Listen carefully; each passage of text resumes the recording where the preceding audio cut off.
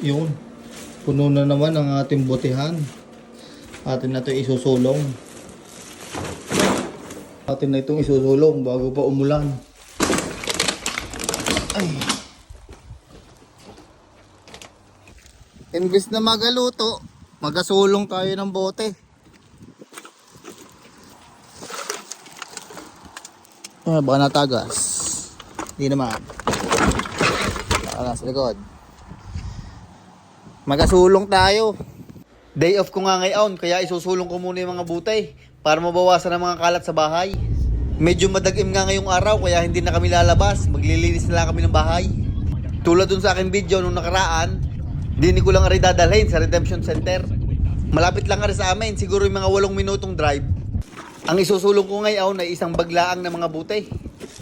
Ang pangalan pala na ay Valley Redemption Center. At pagpasok ko nga din ay may mga nauna na sa akin magsulong. Kaya din muna ako sa tabihan.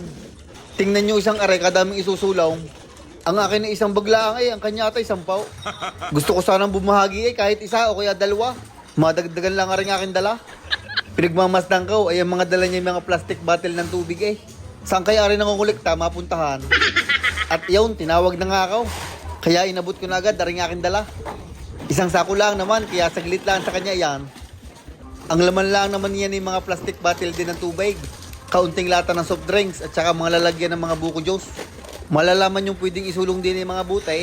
Pag kayo nagpunta sa grocery store at bumili kayo, may mga deposito, ay pwede nyo dalhin din yun. At nung nabilang na nga ni Puging Lamig, ay pinapunta na ako doon sa kahira para bayaran.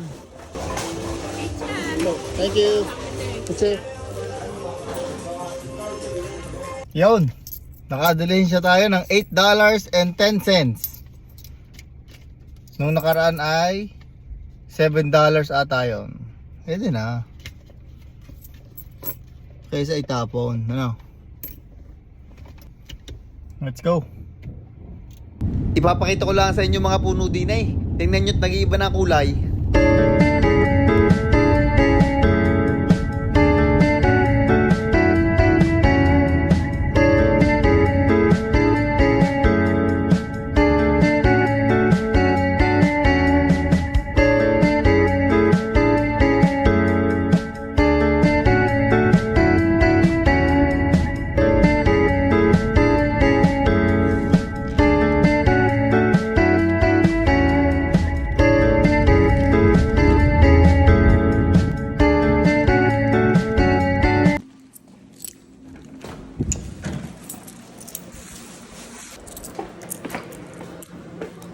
Ito lang po. Ha? $3. Talaga? Oo. $3 lang.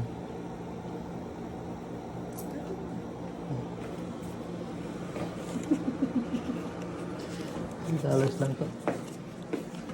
Ay! Lupit mo ka! Iyon, at nung kinahapunan ay dumayo kami din sa aming kapitbahay. Nagprito ng paa ng manok. Kain daw aray, pati butaw. At sinamahan pa na rin ramen, ay napakainam. At yun lang ang aking pinagagawa nung aking day off. Maraming salamat sa inyong panunood. Shoutout nga pala kay Maria Corazon, kay Jennifer, at kay Enrico Apilado. Kay J.R. Mark Montero ng Taiwan. Kay Eraserhead. Kay Joren Zoe Alegre. At kay Jerswin Karandang. Maraming salamat mga idol.